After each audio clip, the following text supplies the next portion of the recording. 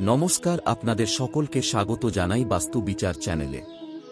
আশা করছি আপনারা সকলে ভালো আছেন।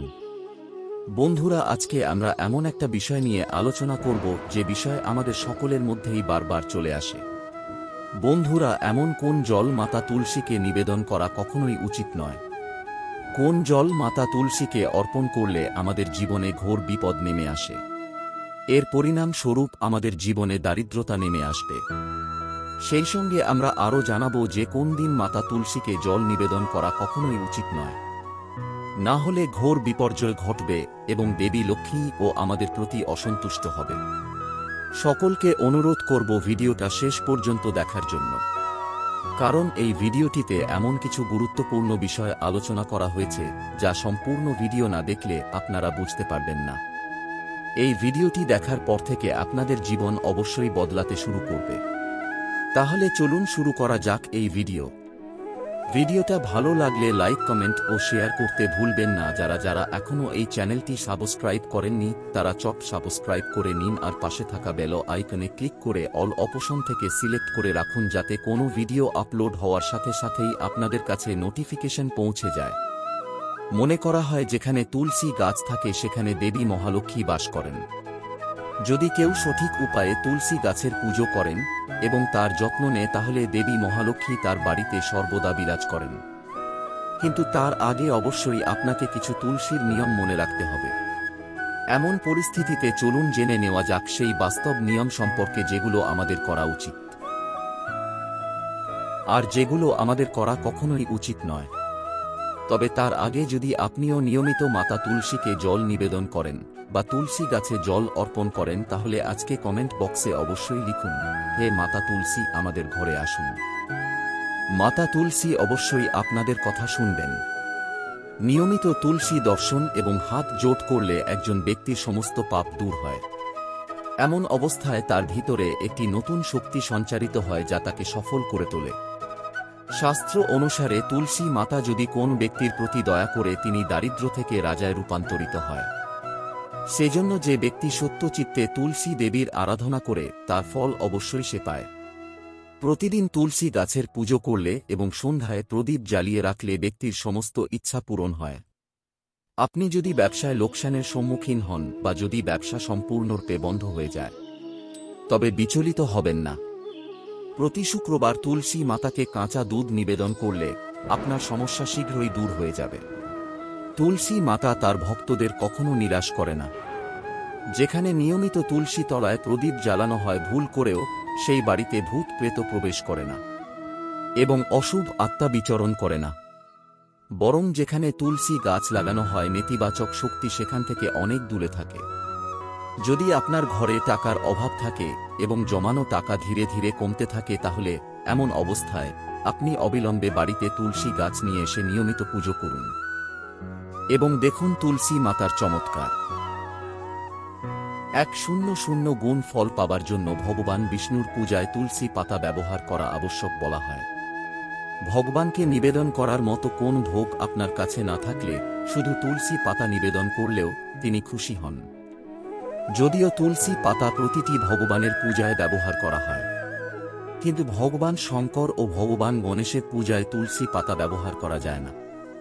আপনার শিশু যদি কারো খারাপ নজরের সম্মুখীন হয় তাহলে তাকে রক্ষা করার জন্য আপনার মুঠিতে 7টি তুলসী পাতা এবং 7টি গোলমরিচ নিয়ে শিশুর মাথা থেকে পা পর্যন্ত 7 বার ঘুরিয়ে ঘরের পিছনে রাখুন। সবকিছু ঠিক হয়ে যাবে। এটি আপনাকে ঘড়ির কাঁটার দিকে ঘোরাতে হবে। শরীরের সমস্যাগুলিকে গোড়া থেকে দূর করতে এবং রোগ তাড়াতে সন্ধ্যার আগে 4-5টি তুলসী পাতা ছিঁড়ে বালিশের নিচে রেখে ঘুমান এবং সকালে ঘুম থেকে উঠে কয়েকটি পাতা চিবিয়ে খেয়ে নিন। ধীরে ধীরে আপনার শরীরের সমস্যা শেষ হবে। পরদিন আবার বালিশের নিচে রেখে ঘুমোতে যান এবং খেয়ে নিন। এই নিয়ম অনুসরণ করুন এবং দেখুন চমৎকার। জ্যোতিষ শাস্ত্র অনুসারে তুলসীর মালা পরলে বুধ এবং বৃহস্পতি গ্রহ শক্তিশালী হয়। বলা হয় তুলসীর মালা পরলে সকল প্রকার সুখ পাওয়া যায়, কখনো খারাপ নজর লাগে না। তবে তুলসীর মালা পরার পূর্বে গঙ্গাজল ধূপ দেখানো উচিত এবং ভগবান শ্রীহরির সামনে রেখে পুজো করা উচিত। যারা তুলসীর মালা পরবেন তাদের পেঁয়াজ, রসুন, মাংস এবং অ্যালকোহল খাওয়া ছেড়ে দেওয়া উচিত। যদি আপনার সমস্ত কাজ অসফল হয় তবে এমন পরিস্থিতিতে তুলসী গাছের মূল নিন এবং গঙ্গা জল দিয়ে ধুয়ে সঠিকভাবে পুজো করুন এবং তারপরে এটি একটি হলুদ কাপড়ে বেঁধে ঊর্জাস্থানে রেখে দিন। ধীরে ধীরে আপনার সমস্ত সমস্যা দূর হয়ে যাবে।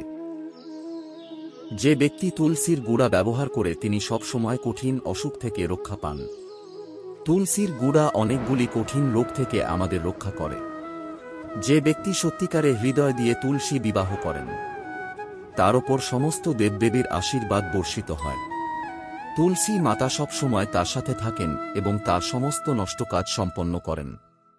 বাস্তুশাস্ত্র অনুসারে তুলসী গাছ লাগাতে হলে উত্তর দিক বা উত্তর পূর্ব দিক বা পূর্ব দিক বেছে নিতে হবে। যদি কোনদিন তুলসী গাছ বাড়িতে আনেন তাহলে শুধুমাত্র বৃহস্পতিবার বাড়িতে আনবেন এবং শুধুমাত্র সকালেই লাগান। ভুল করেও তুলসীর নিচে শিবলিঙ্গ বা গণেশের মূর্তি রাখবেন না। এ ব্যাপারে বিশেষ খেয়াল রাখবেন। তুলসী গাছে কখনো নোংরা বা অশুদ্ধ জল দেওয়া উচিত নয়। সবসময় পরিষ্কার এবং শুদ্ধ জল নিবেদন করুন। যে জল পান করার যোগ্য নয় এমন জল ব্যবহার করবেন না। যে জল আপনি পান করতে পারেন শুধুমাত্র সেই জলই তুলসী গাছে নিবেদন করা উচিত। একটা কথা মনে রাখতে হবে যে রোজ তুলসী গাছে জল দিতে নেই। বিশেষ করে রবিবার ভুলেও তুলসী গাছে জল দেওয়া উচিত নয়। শাস্ত্র অনুসারে মনে করা হয় প্রতি রবিবার তুলসী দেবী তার স্বামী নারায়ণের জন্য নির্জলা উপবাস রাখেন। তাই এদিন তুলসী গাছে জল দিলে তার উপবাস ভঙ্গ হয়ে যায়। তুলসী দেবীর ব্রত ভঙ্গ হলে মা লক্ষ্মী রুষ্ট হয়ে সেই সংসার ছেড়ে বিদায় নেয়। রবিবার ছাড়া একাদশীতেও তুলসী গাছে জল দিতে বারণ করা হয়েছে। একাদশীতেও তুলসী দেবী নারায়ণের জন্য উপবাস রাখেন। তাই এদিন তুলসী গাছে জল দিলে তার উপবাস ভেঙে যায়। সেই কারণে একাদশীতেও তুলসী গাছে ভুলেও জল দেবেন না। এছাড়াও আরও কয়েকটি বিষয় নজর দেওয়া উচিত। যদি আপনি ছাদে তুলসী গাছ রেখেছেন তাহলে নিশ্চিত রূপে ঘরের উত্তর দিকে কালো পিঁপড়ে বেরোতে শুরু করবে এবং ঘরের উত্তর দিকে যেখান থেকে হোক ফাটল দেখা দেবে। বাড়ির ছাদে তুলসী গাছ রাখা অশুভ মনে করা হয়। তবে আপনার কাছে তুলসী গাছ ছাদে রাখা ছাড়া আর কোন জায়গা না থাকলে একটি বিশেষ প্রতিকার করুন। তুলসী গাছকে একা রাখবেন না, তুলসী গাছের কাছে একটি কলা গাছ রাখুন। তুলসী ও কলা গাছ কাছাকাছি রাখুন এবং মলির সুতো দিয়ে বেঁধে দিন। এটি আপনাকে বাস্তুদোষ থেকে রক্ষা করবে। এছাড়াও যে বাড়িতে তুলসী গাছ নেই সেখানে পায়রা বাসা তৈরি করবে। এটিকে খারাপ রাহুর লক্ষণ বলে মনে করা হয়। মহিলারা সবথেকে বেশি যে প্রশ্ন জিজ্ঞাসা করেন তা হল মাসিকের সময় কি তুলসী পূজা করা যায়? মাসিকের সময় নারীরা কি তুলসীকে জল দিতে পারে? চলুন এ ব্যাপারে জেনে নেওয়া যাক। বন্ধুরা, শাস্ত্র অনুসারে এমন কিছু কাজ আছে যা ঋতুস্রাবের সময় মহিলাদের করা উচিত নয়। যেমন আচারে হাত দেওয়া উচিত নয়, খারাপ হয়ে যায়, মন্দিরে যাওয়া উচিত নয়, চৌরাস্তার মোড়ে যাওয়া উচিত নয়, কারো অশুভ নজর লাগতে পারে। একইভাবে কোন গাছে জল দেওয়া উচিত নয়, কারণ এতে গাছ শুকিয়ে যায়। কোন ধর্মীয় কাজ করা উচিত নয়, তাই তুলসী গাছে জল দেওয়া উচিত নয়। মাসিকের সময় তুলসীর ব্রত করা উচিত নয়, তুলসীর কাছে যাওয়া উচিত নয়, না হলে তুলসী গাছ অপবিত্র হয়ে যায়। আপনাকে তুলসীর পবিত্রতার বিশেষ যত্ন নিতে হবে। ঋতুস্রাবের সময় চতুর্থ দিনে স্নান করে আপনি যে কোন ধার্মিক কাজ করতে পারেন এবং তুলসী গাছেও জল দিতে পারেন। বন্ধুরা, ভিডিওতে দেওয়া তথ্য যদি আপনার ভালো লাগে তাহলে ভিডিওটিতে লাইক করে বন্ধুদের সাথে শেয়ার করুন।